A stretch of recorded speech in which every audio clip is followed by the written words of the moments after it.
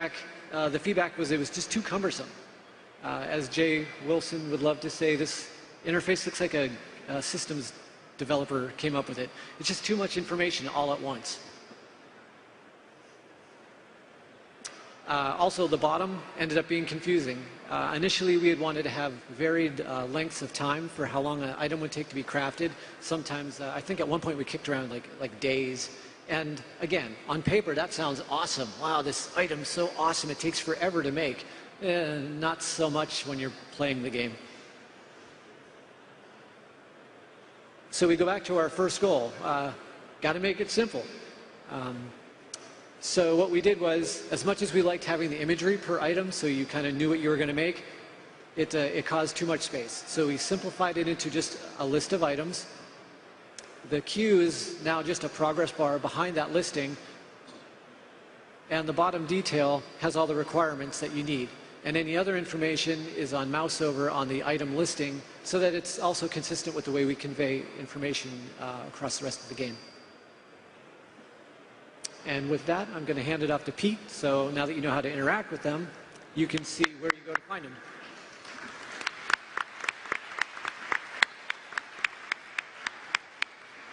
All right. So we knew early on we wanted to have a caravan that for the artisans to follow the player around through their quest. We knew we wanted them to be very different and have unique feels, unique shapes. So we came up with a caravan design theory for the visual design for the actual wagons themselves. We started with the blacksmith. We went with some blocky, aggressive shapes, thick woods, heavy metals to help accentuate the blacksmithery of the blacksmith. The mystic, we went with a lot of round organic shapes, some vibrant cloth, a lot of nature themes, so it felt completely different from the blacksmith. Then with the jeweler, some triangular shapes, some thin, warm woods to contrast with the blacksmith thick, beefy stuff, and some intricate, detailed bling. All right, so we knew we wanted to have these guys actually level up and progress, and we thought it would be way better to actually have their environment level up instead of just their wardrobe. So on the left side there, we have how you get the blacksmith. When you first get him in the game, he's very simple, low level, and as you level him up through the game, he gets better, and his cart obviously gets more exaggerated, more over the top. The themes get more and more prominent. The metals get stronger, the woods get thicker, and he gets more and more epic gear. So here is the Mystic, same thing. On the left side, this is a low level. We had a little bit of a tough time designing her early on because we knew we wanted her themes to be nature themes and vibrant cloths and round wood. But early on, her stuff looked very similar to the blacksmith because we wanted the wagon to feel really simple and really low level to begin with. So we decided to actually make the layout round, and I think that helped a lot to diversify him. And then here's the jeweler. The jeweler had a completely different problem because when you're thinking about a low level versus a high level, with the blacksmith, you can have very simple rusty daggers and tiny little buckler shields, and later levels you can just get crazy with giant flaming two-handed maces and just really epic stuff. It's very clear to see. And the same with the Mystic, huge wands and stabs and lots of great big magic stuff. But the jeweler has these little tiny itty-bitty jewels and trinkets and all that stuff. And we can't make them too big, even in the late levels, so we actually ended up making the wagon itself much more opulent. And as it levels up, it gets a lot of like gold plating and a lot of just intricate details all over the actual wagon itself. Ready for the last, Jay? Yep. Yeah, I'm ready. All right, everyone gets to level up in Diablo, even the vendors. So we posted this on the web a little while ago, but we like it so much, we're to show it again. Boom. All right. So later, we've only got a little bit of time for questions, but at 3 o'clock today on the main stage, we'll be doing a full hour of Q&A. So if you don't hear the question that you're hoping for, if you don't get to ask the one you want to, definitely come to that Q&A and we'll get it answered for you. How are we doing on time?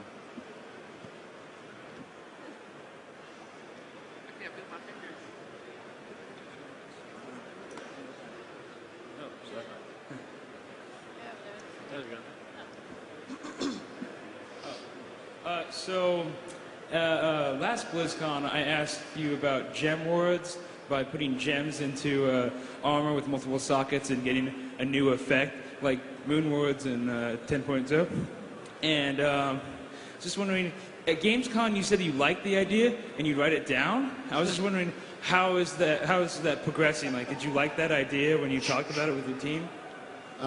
Yeah, we've talked about it a little bit. But no, we haven't really progressed that much with it because right now we're focused pretty much on finishing out the artisans as they are. But it's still, it's still one of those things that we, whenever we hear a good idea we like, we have this big list of good ideas and we kind of stick them in there. So it's still there, but no, we haven't been able to spend much time on it yet. Thank you. Hey guys, my name's Jeff from Montreal. So I'm a big World of Warcraft player. I love the customizability of the UI.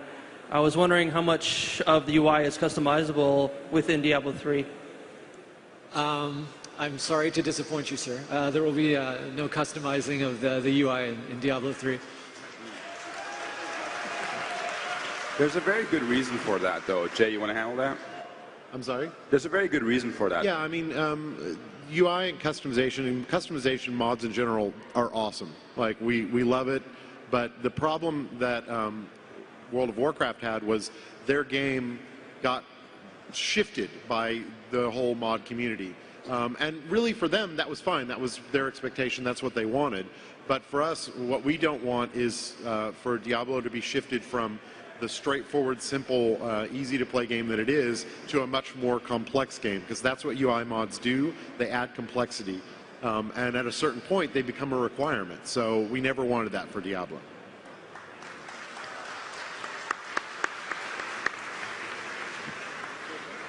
Hi guys, first thanks for creating this awesome game. We're really looking forward to it. My question's kind of a half question. Single player versus multiplayer, when your friends come in and you have the vendors and they level up, let's say you have a level 2 or 3 blacksmith and my blacksmith is only level 1, will that transpose over or will my vendor still be level 1? So our intent right now is we worked a lot on how we were going to do this, and we played with it a lot, and we had all kinds of crazy ideas, like we'd have a multi-town that everybody's vendors would show up in. What we've learned is that people generally just want to see their own vendor and access their own vendor, and if there's some benefit that like a friend has, that generally they'll just give those things to you, like, oh, here's a cool sword that my vendor has, here it is. Or, hey, give me your sword and I'll enchant it for you. So we've found that being able to just see your own vendor has been the best way to go. Now, as we continue to play the game, if we come up with a different solution or if we find people are wanting to play it differently, then we can change it pretty easily. And then on that, the PvP, are we still going to be able to access those vendors in the PvP world versus single player? Has that been decided? Our PvP game is completely separated from the PvE game. So it's only there's not a grand world. There's the arenas where people go and fight.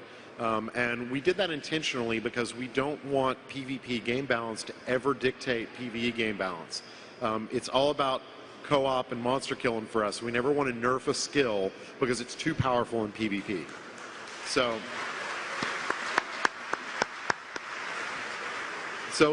in general, when you go into PvP, all your skills are going to do what you think they should do, but they may be tweaked a little bit so that they'll be balanced for PvP and then return to normal back into PvE. Thank you. Hi guys, how's it going? Hey, I love Diablo. My question is basically when you play through the game on Diablo 2 and you get all your awesome gear and you look just fantastic at the first playthrough, when you go back through Nightmare, unfortunately, you have to ditch all your great gear for the piddly-looking hatchet and all the lame helms and stuff. So in Diablo 3, will you get to maintain your look, or do you have to go back to using the not-so-great-looking gear? Oh, we got good news for you. So yeah, in Diablo 2, the gear reset. Look, in Diablo 3, it does not. The gear, there's 18 like tiers. And tiers is not. I mean, it's a term that we use. It doesn't actually mean the same thing that it does on World of Warcraft, but it's just an easy term for us. But there's basically 18 tiers. There was more like about 6 to 8 in D2, and then they just repeated them. So those go between normal, nightmare, and hell. So you just get progressively better looking throughout the game.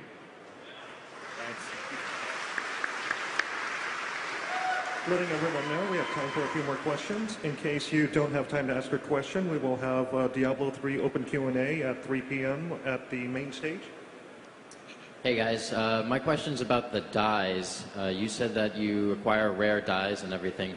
If I use a dye at the beginning of the game and I ditch that armor for a different armor, will that colored dye get planted onto the new armor that I used?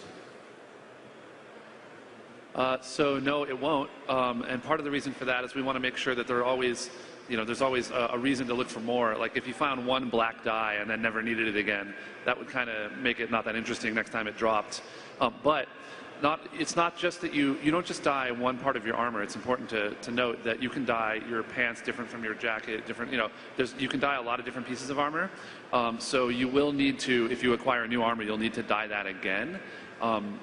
But we haven't determined like quite the rarity where the sweet spot is. We need to make sure that black dye is really cool and you look different, or red dye when you have that on there. But we don't want to make it punishing. I should also add that there are sort of in some cases there are diet versions of the cool color. Like there's a really awesome red and there's like a pretty good red, and the pretty good red is not that hard to come by. So you can kind of say like, hey, it's a nice red jacket you got there, buddy. It's not as cool as mine, but it's pretty cool. So that's how it works. Thank you. Hi, so my question is, you've said repeatedly that one of your goals for Diablo 3 is to design so your character feels more awesome, more powerful. And I was wondering, in Diablo 1, it was the opposite. Your character felt very frail and always threatened when you're going through the dungeon. So why did you make that decision? Is there going to be anything in Diablo 3 that will make you feel like that? And what would you say to players who want that? Oh, we're going to kick the crap out of you. Don't worry about that. I know when we show the builds, like we're showing very early parts of the game and it's normal difficulty, and everybody remembers Diablo 2, the normal difficulty was pretty easy. We're really trying to hit a sweet space between the original Diablo and Diablo 2. It was great that Diablo 2 was very approachable early on, and that's the game that we want. But the original Diablo, was terrifying, and that was great too. So as you progress through the difficulties, the game's going to become increasingly harder, and a lot of the things that we're putting into the game, like the changes to the health mechanics and the addition of the hotbar, a lot of these are so we can actually make monsters more threatening to you.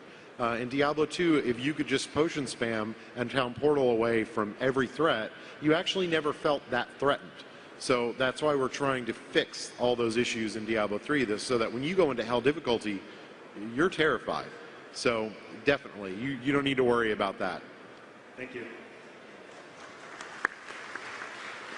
Just letting right now, we have time for one more question. Regarding, say, a Diablo 3 Collector's Edition, what would be an exclusive in it? Like a slight different look to an armor set, or what? We haven't talked about the Collector's Edition yet, so I'm not sure what would be in it. Something cool, I'm sure. But yeah, we haven't talked about it at all, actually. Thank you. Okay, thank you. That is all that we have today. Please give a round of applause for our Diablo 3 development team. Thanks. Join us next on the main stage for WoW class question